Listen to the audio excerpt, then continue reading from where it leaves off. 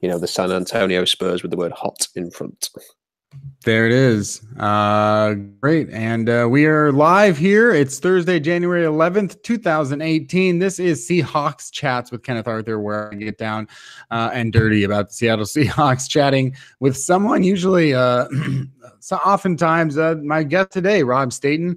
And we're going to talk about the Seahawks, and what a day and what a week to talk about the Seattle Seahawks. That's why, man, if there was ever a time to have a podcast to talk about the Seahawks and the football as far as the Seahawks go, and London, today is the time. The guest today is the guest. The premier, as they say for the League of Soccer over there, I believe, the premier guest that you could have on to talk about the Seahawks in London, as the Seahawks announced to be a 2018 London game at Tottenham Stadium there in London, is Rob Staton to talk about it. He works for BBC. He lives over. He covers the Sheffield football team over there, and I'm sure I'm saying a lot of things that in a second Rob's going to want to correct. But we're going to talk about that. And first, but at first, I think the most important thing to talk about is the coaching firings as the Seattle Seahawks fire offensive coordinator Darrell Bevell, offensive line / assistant head coach Tom Cable, and the rumored / taken back and unsure of rumor of firing defensive coordinator Kris, as well as the quarterback's coach. So there's been a lot of change. Rob, before we get started, how awful was my pronunciation or talking about London and stadiums and forth? No, it's perfectly good. Tottenham is the right way of pronouncing it. We have some very strangely named football teams over here. So one of the teams that I cover, for example, they're called Sheffield Wednesday. They are literally named after a day of the week. And Tottenham Hotspur is the team. They're building a new stadium. They knocked down their old stadium, which used to be called White Hart Lane, and they're rebuilding it. It's going to look really cool. It's going to be finished just before the Premier League season begins. That's the plan anyway, in August, and the Seahawks will be one of the first teams to actually play in that stadium. It's going to look really good. So this is great news. The Seahawks don't lose a home game. They're going to come over here and play a very interesting game against Oakland. I think the Oakland game would have been a lot harder had it been in California than if it was going to be in London on a neutral ground. So yeah. I think it's a reason to be excited. I could give you a long list of reasons why this will not be as bad a trip as many people are perhaps fearing. Traveling from the northwest all the way across to England is not as bad a trip as people think. It takes about the same time on a plane to go to Seattle from London as it does to go to Atlanta. So it's really not such a big deal. You go over the top and you go, basically across Greenland and across Canada. So because of the way that the Earth is shaped, it doesn't actually take as long as if you were going to the East Coast. And this will be a tougher trip for Oakland going from California. So looking forward to it and can't wait. As far as the changes go for the Seattle Seahawks, they're going to look a lot different when they go to London, at least. They're just going to look a lot different, actually. I was going to give it a caveat, but no, they are going to look a lot different just because the head coach may be the same and the quarterback and some of the other star players. Big changes coming after they fire Bevell, Cable. I'm drawing a brain dismantling right now on the quarterback coach, Carl Smith. And they're going to look different in terms of who those people are, but also in how they utilize the talent of which they have to work with in Seattle and by working for Pete Carroll. And that's, a key part of this is that Pete Carroll hires people to do Pete Carroll things. He's too old to necessarily change. He's going to adapt in the way that he always needs to adapt to try and get better, but people are still going to do Pete Carroll stuff. So in terms of firing Darrell Bevell and Tom Cable especially, Rob, what do you think that the team wanted to get rid of? Like, what do you think the team wanted to stop doing besides the results? We know the results. We know that the offensive line has issues. We know that they didn't do well on third down and they didn't do a lot of things that they needed to do to be a good scoring team like they had been for the first 5 years or so of Darrell Bevell's career. After 2011, at least. But we know that they did a lot of things wrong this year. But in terms of actually making a difference and a change with how they approach the game, what do you think they wanted to get rid of by firing those two people? Well, I just think that they needed to really freshen things up. This is going to be a different team moving forward. The players who will remain on this roster maybe need to hear a different voice. And because Pete Carroll isn't going, and it's not a complete rebuild in the coaching staff, I think he wants to have a lot of different voices around him. This is a team that is regressing. We have to say that as it is.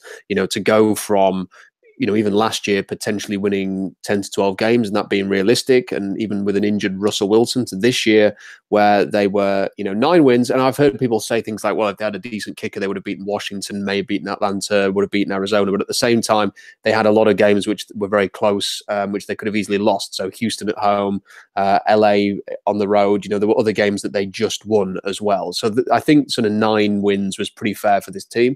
And that's not what Pete Carroll wants to be. I think he feels like he's got to get some different voices in there, some coaches that are going to be a little bit different to what they've had in the past. One of the dynamics seems to be that they want to have someone who will hold Russell Wilson a little bit more accountable and sort of enable him to put a bit of pressure on him, maybe, to stay within the play call and the function of the offense, that maybe sometimes he's a little bit too tempted to try and do the whole magician act and scramble around and try and make the big play, when just take what's there. It's 3rd and 3 or whatever, or 3rd and 5. Just take the play that has been called and move the chains and move on, as opposed to trying to do too much to get the 30-yard pass. I don't know. That might be one of the things that they're looking at there. And just to try and see, the thing is when the Mike Holmgren era slammed to a conclusion and finished, they had injuries as well to key players, but the staff was the same. It never really changed, and it kind of just, you could see the regression then. You could see the way it was going. And then, when Jim Mora came in, there wasn't quite enough change. He was already on the coaching staff as a defensive backs coach. It felt like they were trying to transition a little bit, but not too much, and try and cling on to that Holmgren era. And then it completely collapsed and they had to rebuild the whole thing. And I think with the amount of change that we're going to see this year in terms of the roster and the coaching staff, this is Pete Carroll saying, I don't want that same thing to happen, that we want this to be a team that still competes for 2 or 3, 4 more years, that can go on and have more success and can compete for championships. And I feel like he thinks that means new, younger players on the roster, and new coaching staff and new voices teaching those players as they move forward. So we've heard some names rumored, like Brian Schottenheimer and some other names out there for these positions, but I mean, especially offensive coordinator, because as far as what they do offensive line and the assistant head coach, with some of these names, what do you think they'll be looking for specifically? Any hunches? What you think makes the most sense? Anyone flying under the radar? I think a lot of people will be asking for like a John DeFilippo, because he's been rumored in head coaching positions, and people think highly of him because of that, in addition to the work that he did with Carson Wentz. But any thoughts in terms of the next offensive coordinator? Well, first and foremost, I think whoever it is has to be able to pick their staff. I personally don't want to see, and don't think that they're going to go the road that they did before, which was to have essentially a passing game coordinator, a run game coordinator, who also acts as the offensive line coach and as the assistant head coach, with a head coach who is defining the identity of the offense. I don't think that's a plan that can work anymore. It was almost like a offense by committee that they've had over the last few years. I think the offensive coordinator who comes in has to have a strong say in what they're going to do and how they're going to do it. And if that means Pete Carroll has to cede some of that identity to allow the offensive coach to do what he wants to do, then I think that has to be done as well. I think he has to be able to pick an offensive line coach, a quarterback coach, a running back coach, and assemble his staff as he wants. And of course, John Schneider and Pete Carroll are going to have some input in that, but also you'd like to see a guy who comes in, and if he has an interview, if they do a series of different interviews, comes in and says, I want this guy, this guy, and this guy, and they're going to be my support staff. And then I think what they also need to come in and do is consider adjustments to the blocking scheme. I don't think what they've been trying to do with Tom Cable, and Pete Carroll came in with the intention of having this fantastic zone blocking scheme. Alex Gibbs initially came in, then Tom Cable came in. It had some success for a while, but it just seems as if some tweaks to that are necessary now. But on the other hand, you could say, well, a lot of the guys they brought in have only known the zone blocking scheme. I mean, even Dwayne Brown has only ever worked in that scheme. So have they got to try and hold on to some of those existing plans that they had? It seems to me like it's time to review everything and time to go in a different direction and do things differently. And I personally would really like to see someone like Di Filippo get a chance, just because he's a young coach. You can go on YouTube, type his name into YouTube. There's some great videos of him breaking down plays for Philadelphia, what they've done with Carson Wentz, showing kind of, educating the Philadelphia fans and what they do with their offense. And it's a very interesting listen and very detailed as well. And someone like that could be Seattle's answer to Sean McVay and to Kyle Shanahan. Maybe that's, some people could argue that's a bit of a simplistic way of looking at it, that, you've got two younger coaches there and you're trying to find your own version. Perhaps so, but it just seems that is the way that the league's going. Go and find yourself a really good, innovative, young coach who can control the offense. And if it's not going to be someone like him, if it is going to be someone experienced, I think Todd Haley's name has been thrown about. It looks as if he's going to leave Pittsburgh. He's been linked with Dallas. He's the complete opposite of Darrell Bevell, and he's maybe not the most pleasant individual. But if they want Wilson to be more accountable, if they want someone who's going to shake things up a little bit, if they want someone who's got a proven track record on offense, then Todd Haley at Pittsburgh is certainly, they've had one of the most explosive, productive offenses in the league over the last few years. So he'd be also another person that would be of interest, in my opinion. And what do you make of the Chris Richard stuff and the defensive coordinator? In terms of the other coaching things too, because it's like, so do you think they'll make a change there? And as far as quarterbacks coach go, do you think they want to target someone specifically to work with Russell Wilson to be different? Or they have to be careful tweaking. I mean, certain players, although, Tom Brady and Brett Favre and any other quarterback, Peyton Manning has quarterbacks coaches, even towards the end of their career, new guys to work with. Do you think that's even a big deal who gets that job? Or do you think it's sort of, well, they might bring in some, some thoughts, but it's not exactly like Russell Wilson needs to be developed, right? Well, the honest answer is I don't really know. Having never been in a quarterback room, I don't know how the dynamics shifts between different teams and different QB coaches. Some guys might actually have a serious hand in developing a quarterback or setting out the game plan, and other ones might just be there to sort of talk them through various things, to be a support, to keep them positive, or to make the coffees in the morning. I'm not sure what the specific role is there or what the Seahawks are looking for. By the sounds of things, Carl Smith, maybe wasn't quite the most hands-on quarterback coach, although that's just what, reading what other people have said about that situation. And if he is going to move on, maybe it is time to change tact a little bit and if they want Russell Wilson to stay within the confines of the offense, maybe be a little tougher on him, have a bit of tougher love.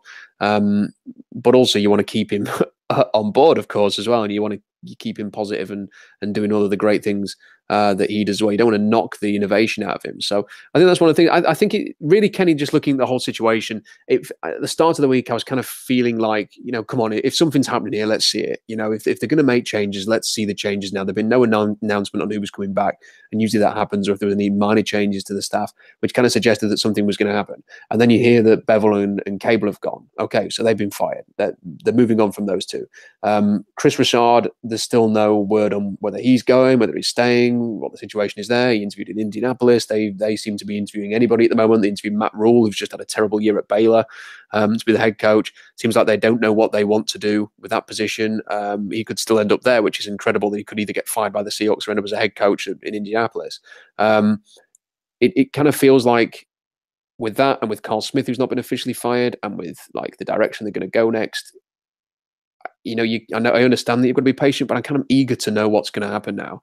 And I just wonder whether the names the Seahawks are considering bringing in, whether it's defensive coordinator, QB coach, offensive coordinator, or whatever, are still involved in the playoffs. Because why else would they make the firings and then not have their guy ready to go?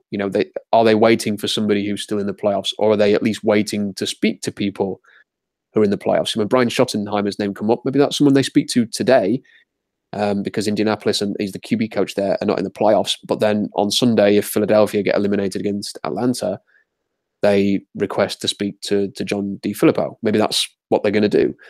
Maybe there's a defensive coach they want to speak to. There are coaches who are in contention for head coaching jobs still. Arizona yet to fill their position. Indianapolis, as I mentioned there, and others. So whatever their reason for delaying this and waiting, there might be a reason, but I'm just so eager to see what the plan is, because it's such an important offseason now, Kenny, and they have to get this right. So In terms of the London game and the schedule next year, you talked about that, so I don't want to have to go over it. But if for fans traveling to the game, what can you expect? What can you give them to know going into it? What kind of advice would you give? What would you say to stay away from? What's a game in London like? All of those specifics. What sort of stuff would you like to tell everyone out there? Because I'm sure, at least from this podcast, but certainly in Seattle, there's not on this podcast, there's not going to be thousands of people, but in Seattle there's going to be thousands of people traveling to the game, and you gave people a good note in terms of the fact that the air travel won't be that bad for the team, but as far as going there, what do you think people should come to expect? Okay, yeah, I mean the travel situation. They do direct flights from London to Seattle. I think that's because there's a lot of Boeing employees who travel between the UK and America. So you can get a flight. You're not going to have to get off in Chicago or New York or in Florida or Georgia or something like that, and then get another plane. So travel over here is pretty easy. Hotels in London, as you might expect, are not the cheapest. So what I would say is London is so big, and you could get a hotel in somewhere like, for example, there's a good hotel called the Bull's Head in Gerrard's Cross, which might be a little bit cheaper than trying to get a hotel right in the heart of downtown London, which is so big. So, look at places like Gerrard's Cross, look at places like Uxbridge, for example, on the outskirts of London. And it's very easy to get the train in. So it might take about half an hour on the train, but it's very, very simple.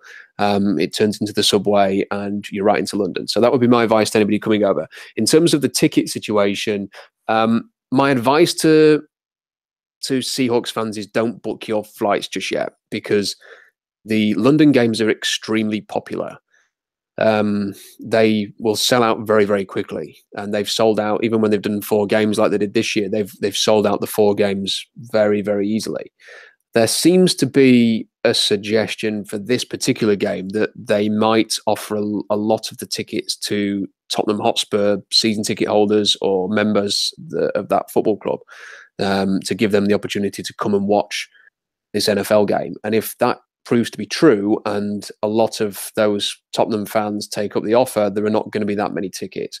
On top of that, they're going to want they have this season ticket holder thing in England. So, for example, if I wanted to go to all 3 of the London games this year, I can buy a season ticket which guarantees that I can get into all 3 of the games. So they're going to want to sell those to the English fans as well, because they want the English fans to be there.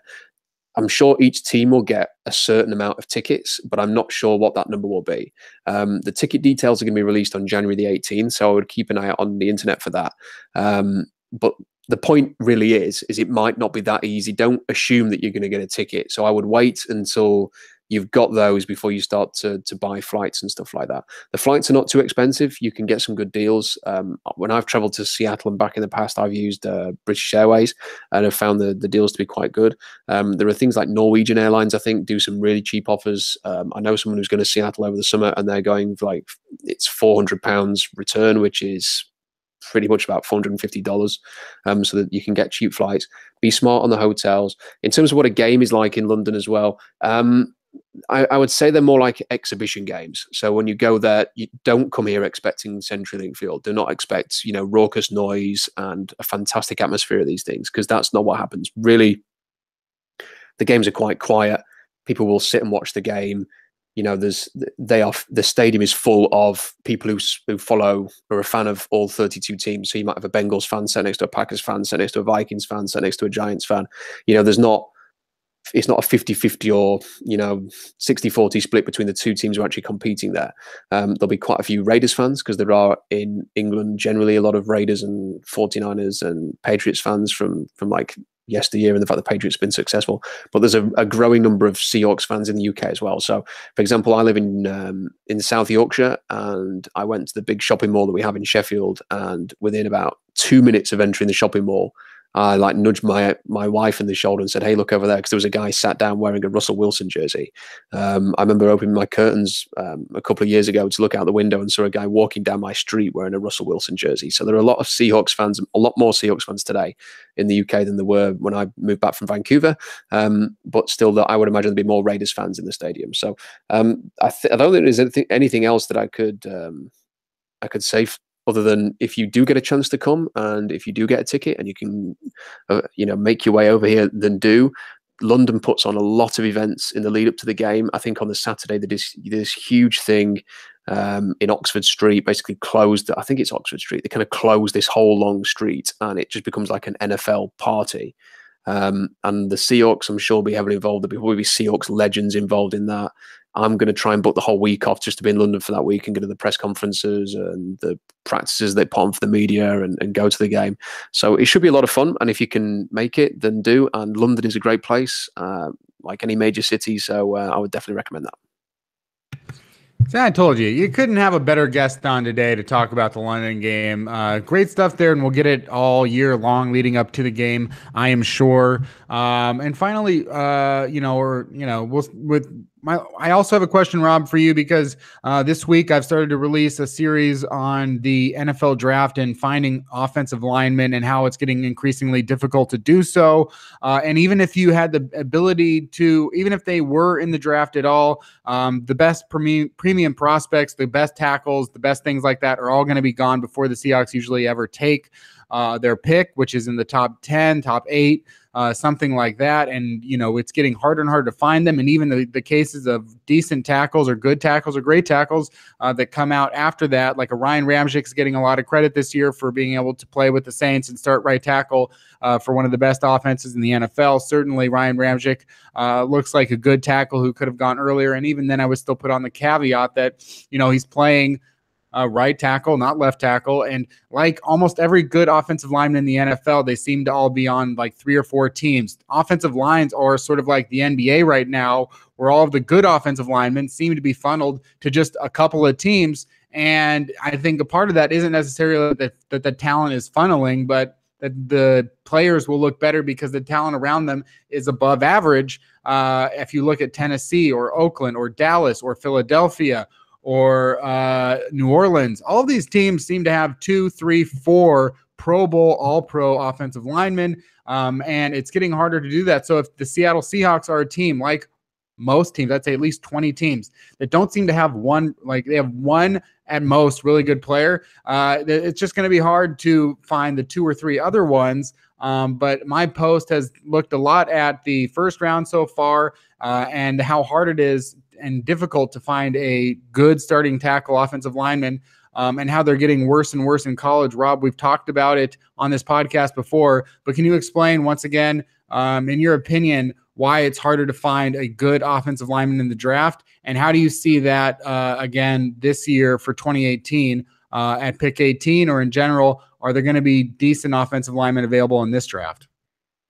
The problem is twofold, really. The first problem is that a lot of the best athletes who are playing in high school don't want to play offensive line. They've seen defensive linemen get a lot more money over the years. I know the gap is closing a little bit since there's been this explosion of free agency money spent on offensive linemen. But generally, the offensive linemen with Olivier Vernon a couple of years ago getting these huge amounts of money, it's financially beneficial to go and play defensive line. The point that I think Brock Hewitt made a few weeks ago or a few months ago was that if Walter Jones was playing today, then he would be playing as a 3 technique and not as a left tackle. That is basically how people and players in high school are viewing this. And because there's so much competition to get the 4 and 5 star guys, let's say that you're Nick Saban or Jimbo Fisher or whoever, and you go to a school and you say, we really, really want you to come to our school and play for us.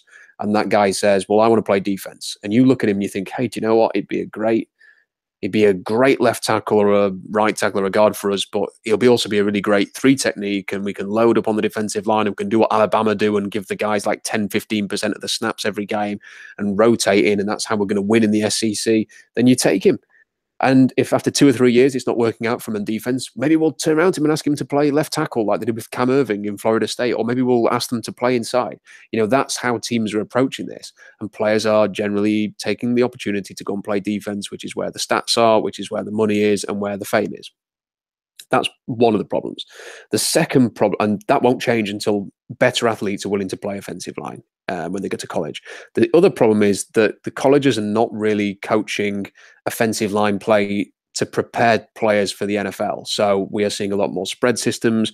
We're not seeing proper blocking. We're not seeing any kind of concepts that you see at the next level. It's basically the complete opposite of what they need to do here. And when players come to the NFL level, they have to be completely coached up from scratch. This is not just a Seattle thing drafting basketball players. This is basically across the league. There will be several players who are just so talented and take to coaching that they can come into the league and they immediately are good. And Zach Martin, for example, at Notre Dame's an example of that. Quentin Nelson will be an example of that in this draft class. It's not that those people don't exist at all. It's just that they are few and far between. Most offensive linemen that come into the next level need to be coached up from scratch. And I think one of the reasons why people were hammering the Seahawks for the approach that they took was that they said, right, okay, we're not in the top 10. And we're not in the top 15, and we're not even in the top 20 of the draft. So the chances of us getting someone like Taylor Lewan, for example, to play left tackle are minimal. The guy that's going to be available at 25, 30, 32, 40 or whatever is not going to be as good as Taylor Lewan. So we're going to get somebody who's not as good and is going to take a lot of coaching. So you might as well just go for the best athlete and try and coach them up if you're going to have to do it from scratch anyway. And that was kind of the mentality they had, and it didn't work. Sadly, it didn't work. But it was kind of, what alternative did they have? They didn't have the cap money because they paid Earl and Sherman and Cam and Bobby and Russell and Doug and everybody else to load up the roster in the first place and keep all of those guys. They couldn't do what Oakland did, for example, and just go and pay 3 offensive linemen $10, $12, $15 million a year. They just couldn't do that. They had to come up with an alternative plan. It didn't work. Now they've created cap room and sort of manipulated the situation so that they've paid Dwayne Brown and Justin Britt. They're going with a different plan. Now they've got to try and make that work for them. They've got to try and get the best out of those guys. You know, they have got 4 or 5 players that they seem to like, and they need to try and get the most out of them. As for this draft class, tackle is not going to be a strength for it, Kenny. You know, you're going to see Orlando Brown go very, very, very early. He's got NFL bloodlines. His dad played in the NFL. He's about 6'8" and about 330 pounds. He's going to be a right tackle. He's probably going to go in the top 15 pure, not because he warrants going that early, just because he's the best of a bad bunch. Mike McGlinchey will probably go in the first round. He has some limitations, but he's going to go early because he's one of the few tackles that warrants it. And then you look at the interior line, that's where the strength is. So you've got Quentin Nelson's probably going to go in the top 10 from Notre Dame.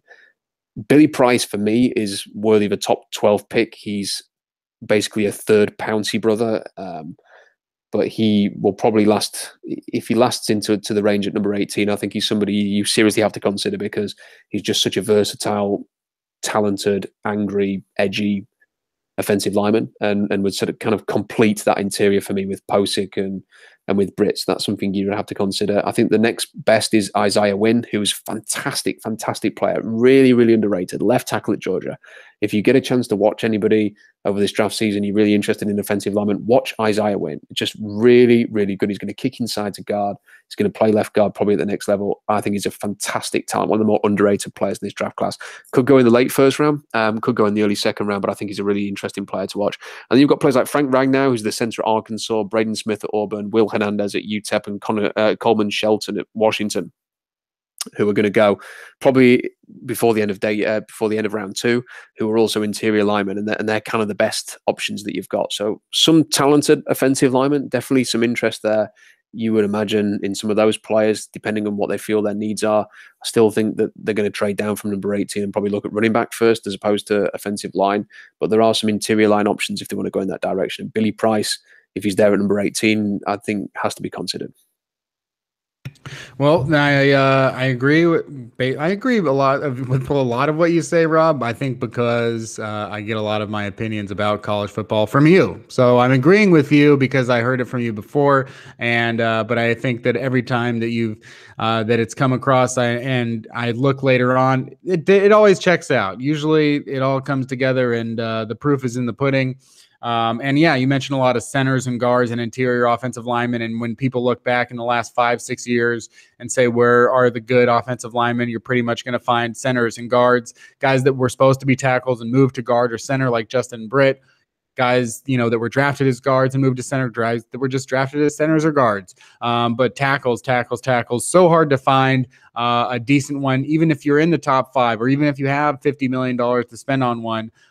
There's just it's a problem league wide, and that's going to continue to be a problem even for the next guy that's offensive line coach. So I guess it'll be interesting to see how much slack the next offensive line coach gets, which I am going to assume is none. So that's it for this week on Seahawks Chats with Kenneth Arthur, Rob Staton at Rob Staton. Go to SeahawksDraftBlog.com for some great Seahawks draft and draft knowledge. You can subscribe to this podcast on iTunes by subscribing to Seaside Chats with Kenneth Arthur, and go to fieldgoals.com.